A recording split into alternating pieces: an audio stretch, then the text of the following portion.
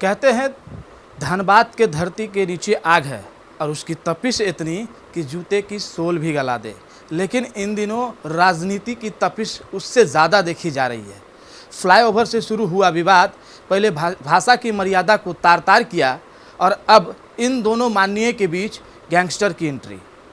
एक बार फिर से गैंगस्टर प्रिंस खान की ऑडियो वायरल हुई है और उन्होंने अपना पक्ष रखा है और पक्ष रखते हुए उन्होंने कहा कि हमने दोनों में से किसी को धमकी नहीं दी है। हमारे साथ अरूप चटर्जी है, हम सीधा उनसे जुड़ेंगे और जानने का प्रयास करेंगे।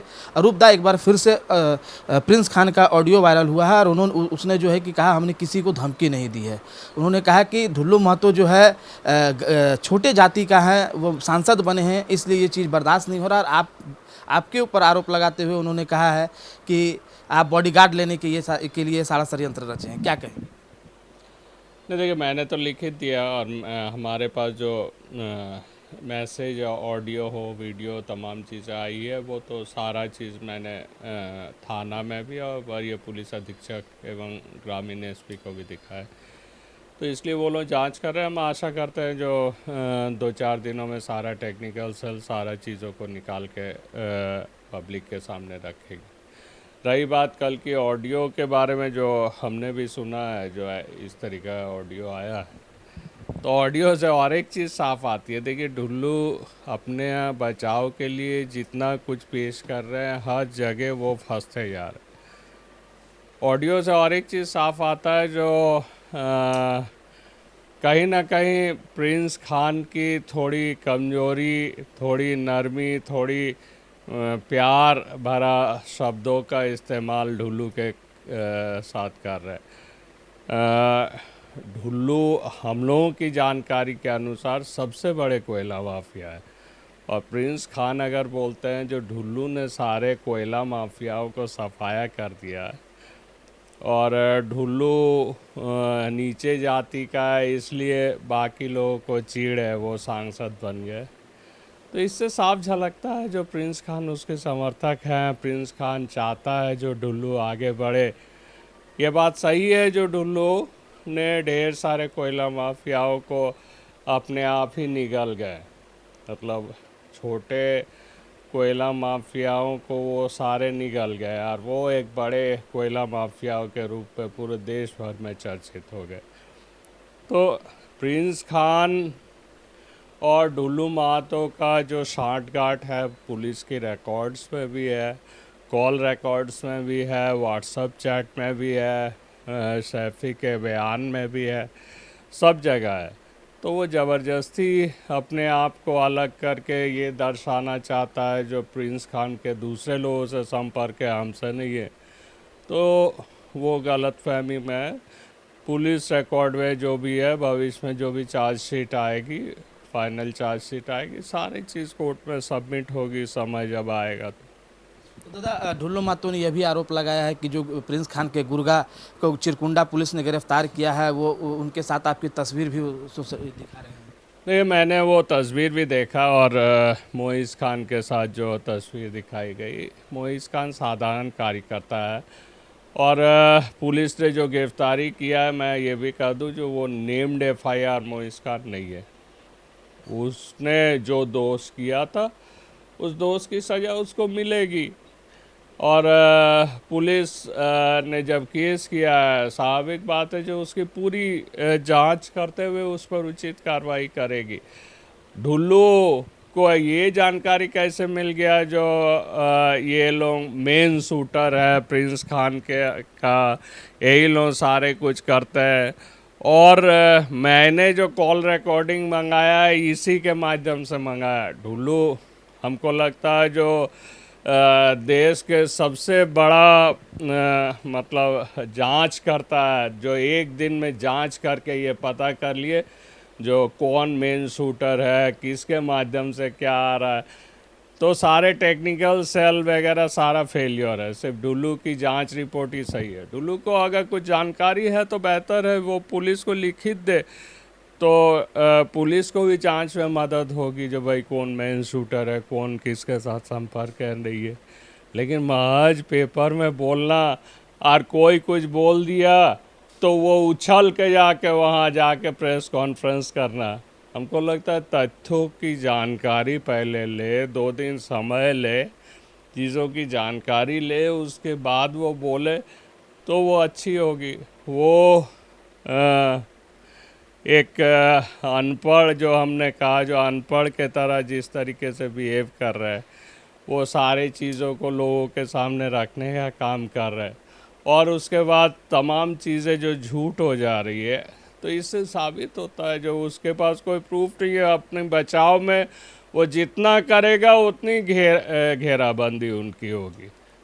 दादा देखिए, आपने केस भी किया है, आपकी सुरक्षा को भी बढ़ा दिया गया है, और ऐसे में देखिए फ्लाईओवर को लेकर के विवाद थी, और जिस तरीके से मर्यादा को तार तार किया गया, शब्दों की मर्यादा को तार तार किया गया, नहीं लगता धनबाद की राजनीति का स्तर अब गिरता जा रहा है?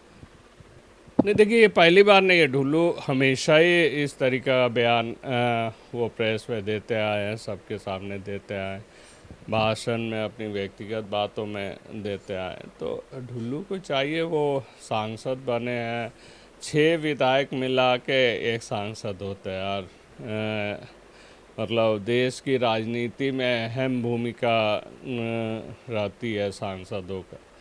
तो उनको एक मर्यादा में रहकर बातचीत करनी चाहिए। किसी को भी बाप कह देना, अगर उसके पिता सम्मानीय है तो हम सबकी भी पिता सम्मानीय है। तो इस तरीके की भाषा से उसको बाज आना चाहिए। सांसद को सांसद के रूप में ये करना चाहिए। मैंने कहा, जो ढुल्लू की जो काम है, एक सांसद की जो काम है, वो तमाम चीज़ें वो करते नहीं हैं। आज ट्रॉमा सेंटर निरसा में 1 वर्ष आगे गई, उनको चीज़ें लेकर पार्लियामेंट में उठाने का काम हमने राज्य सरकार का काम कर दिया। वो दिल्ली में कभी भी काम नहीं कर सके।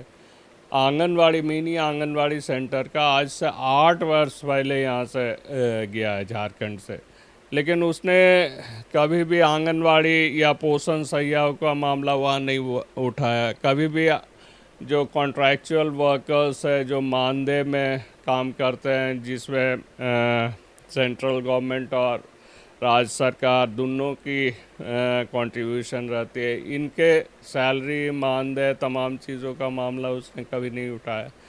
तो ऐसे मामलों को उठाए जो जनहित से जुड़ा हुआ है, जो धनबाद की डेवलपमेंट से जुड़ा हुआ है, हम लोग समर्थन करेंगे।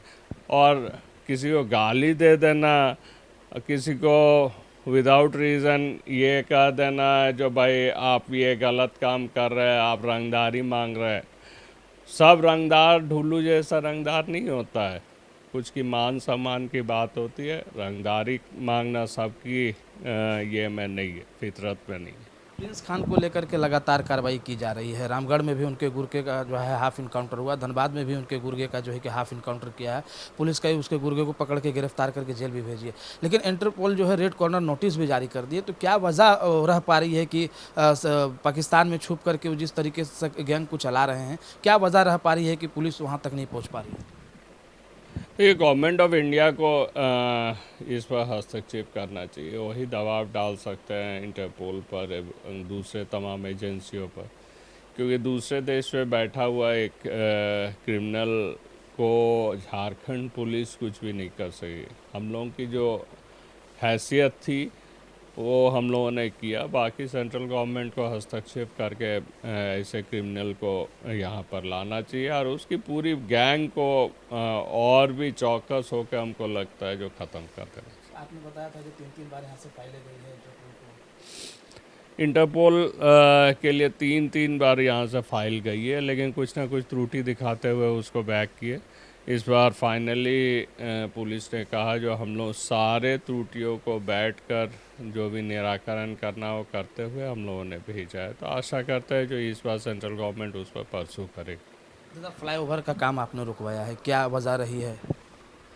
देखिए, जिस जगह पर फ्लाईओवर की पूरी प्लांट बैठी हुई है वो चंद्रा और भंडारी की ज़मीन है।